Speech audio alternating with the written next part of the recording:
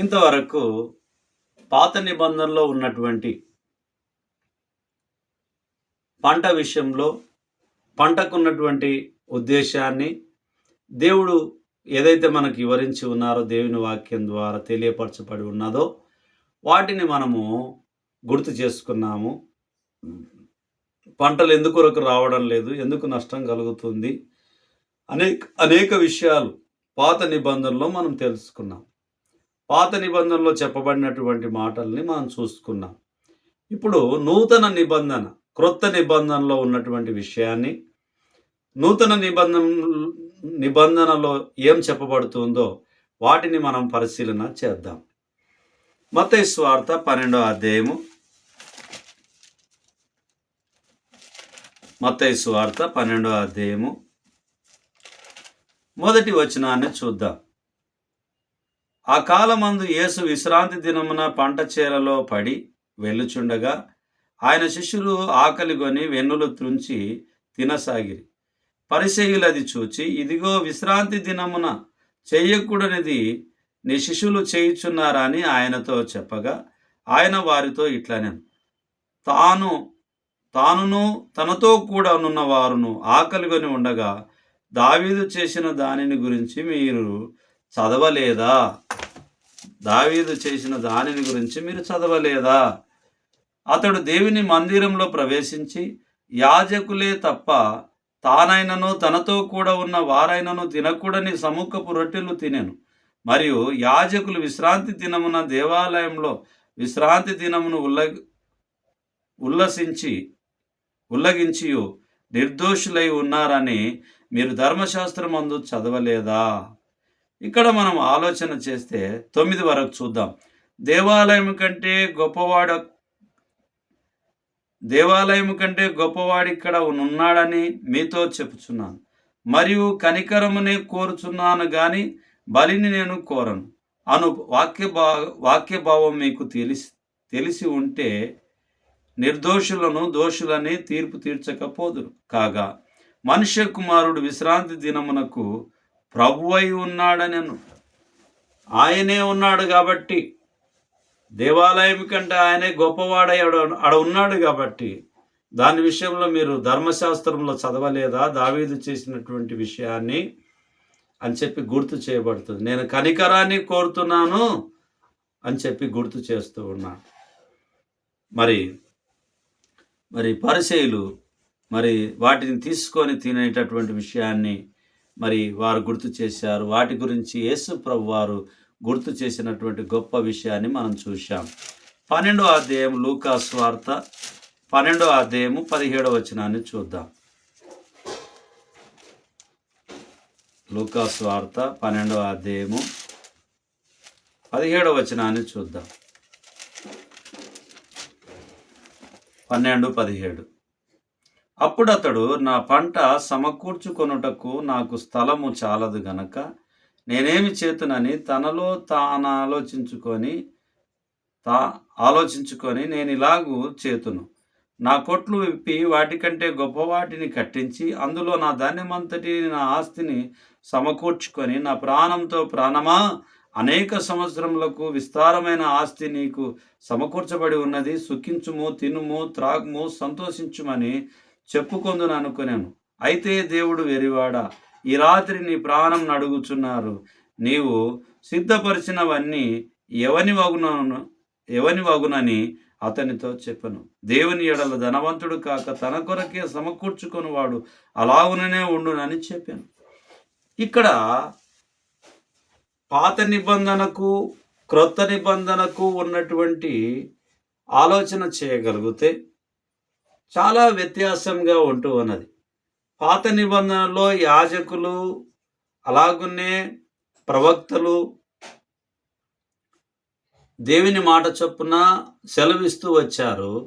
ఇక్కడ యేసుక్రీస్తు ప్రభువారే మరి స్వయంగా ఈ మాటల్ని గుర్తు చేస్తూ ఉన్నాడు.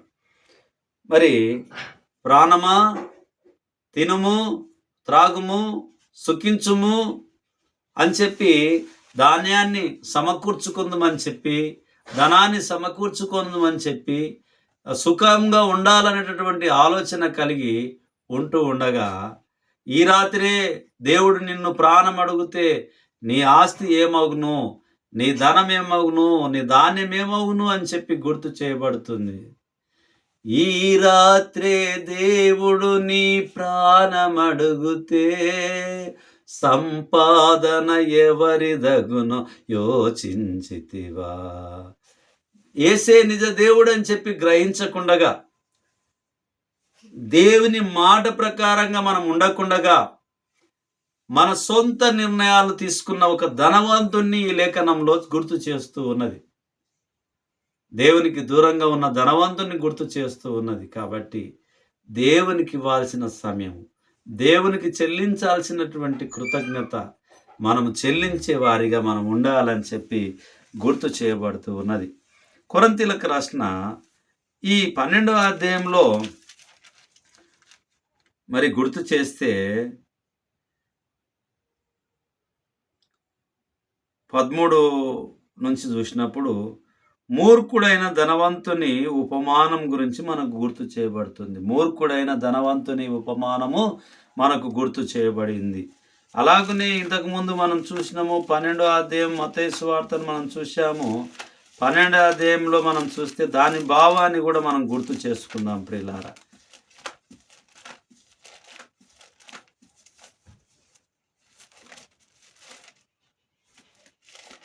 పన్నెండవ అధ్యాయం భావాన్ని పరిసయ్యులు విశ్రాంతి దినాన్ని ఆచరించుట గురించి యేసు వివరించుట గురించి చూశాం.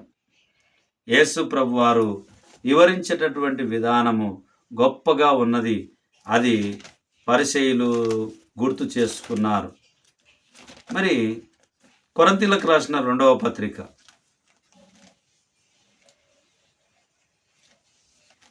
కొరింథీయులకు రాసిన 2వ పత్రిక 9వ అధ్యాయం 6వ వచనాన్ని మనం చూద్దాం. కొరింథీయులకు రాసిన 2వ పత్రిక 9వ అధ్యాయము 6వ వచనాన్ని మనం చూద్దాం ప్రియులారా.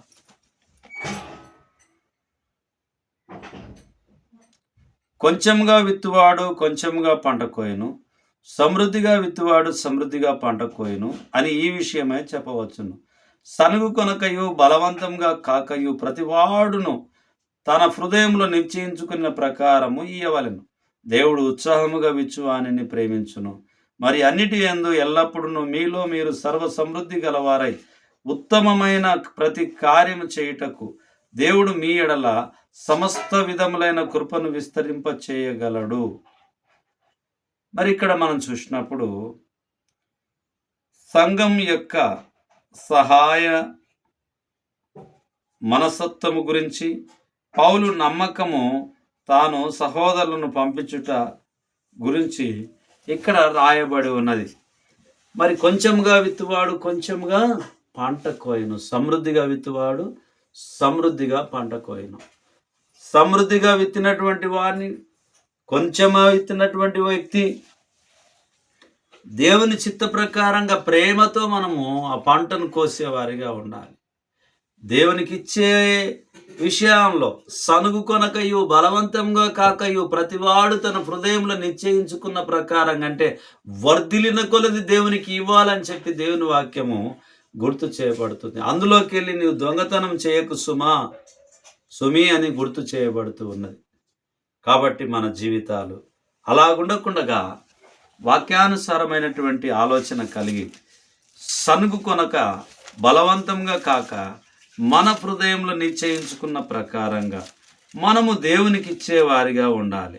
గలతీలకు రాసిన పత్రిక 6వ అధ్యాయము 7 నుంచి 9 వచనాలను మనం చూద్దాం. గలతీ 6, 7 నుంచి 9 వరకు చూద్దాం. 6 నుంచి చూద్దాం. వాక్యోపదేశం పొందువాడు ఉపదేశించు వానికి మంచి పదార్థం అన్నిటిలో భాగం ఇయ్యవలెను. మోసపోకుడి, దేవుడు వెక్కిరింపబడడు. మనుషుడు ఏమి విత్తునో ఆ పంటనే కోయను. ఏలగనగా తన శరీరేచ్ఛలను బట్టి విత్తువాడు తన శరీరము నుండి క్షయమను పంటను కోయను. ఆత్మను బట్టి విత్తువాడు ఆత్మ నుండి నిత్య జీవమను పంటను కోయను. మనము మేలు చేయుట యందు విసుకక యుందుము. మనం అలయక మేలు చేసితిమని తగిన కాలమందు పంట కోతుము. కాబట్టి మనకు సమయం దొరికిన కొలది అందరి ఎడలను, విశేషంగా విశ్వాస గృహమునకు చేరిన వారి ఎడలను మేలు చేయుదుము. ఇందులో ఇచ్చేది ఉంది, మేలు చేసేది ఉంది, దేవుని చిత్తం జరిగించేది ఉంది. అందరి పట్ల విశేషంగా ఉండమని చెప్పి గుర్తు చేయబడుతూ ఉన్నది. కాబట్టి తగిన కాలమందు పంట కోస్తాం. మనుషులం ఏది ఎత్తితే అదే పంట కోస్తామని చెప్పి గుర్తు చేయబడి ఉన్నది.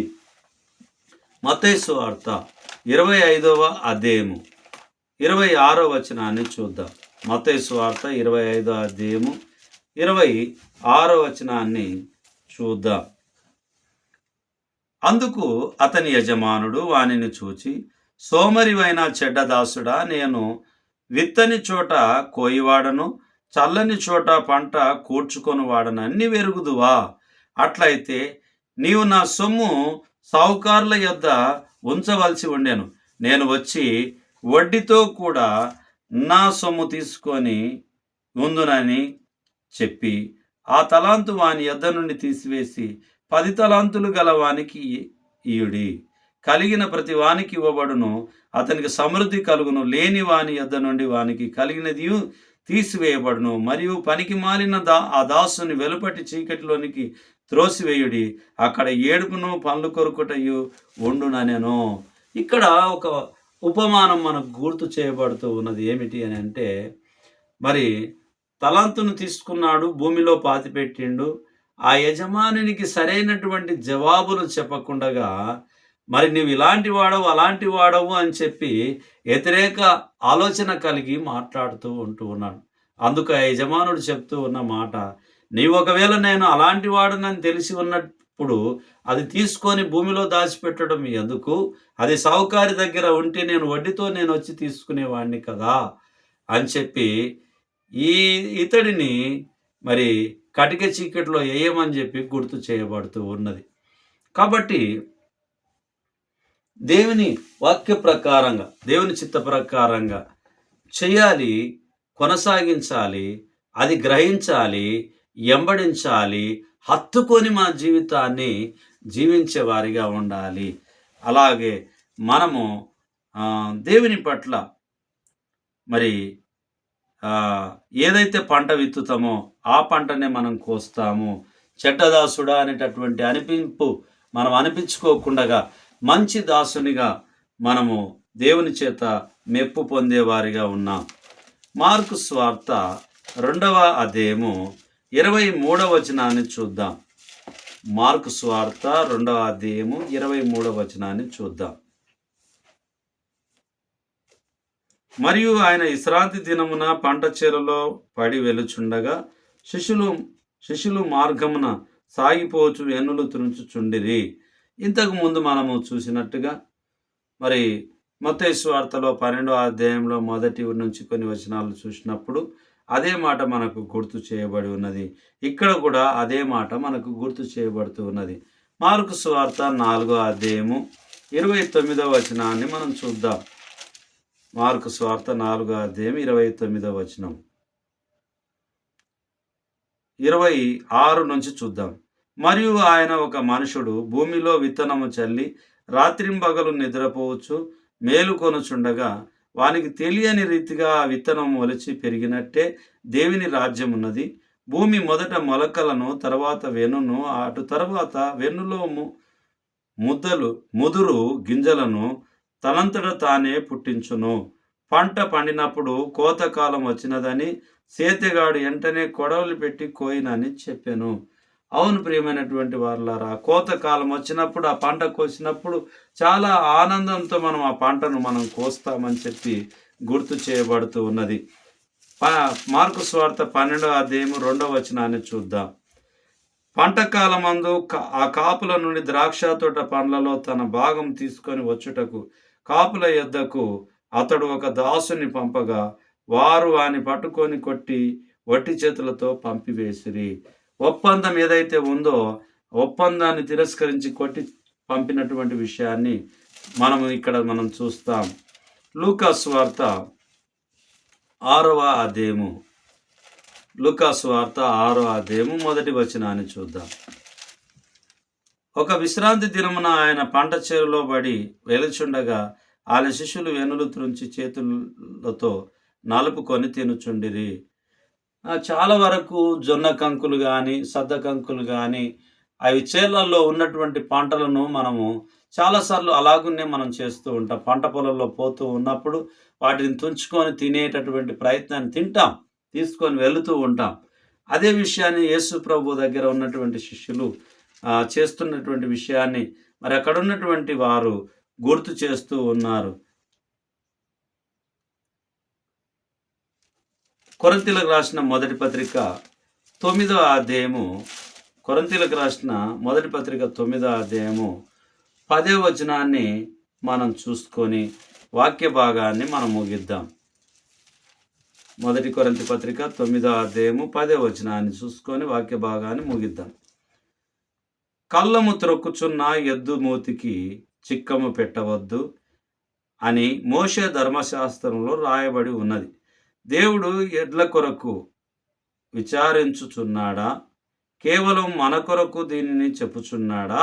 అవును, మన కొరకే గదా ఈ మాట రాయబడెను. ఏలయనగా దున్నువాడు ఆశతో దున్నవలెను, కళ్ళము త్రొక్కించువాడు పంటలో పాలు పొందునను ఆశతో త్రొక్కింపవలెను.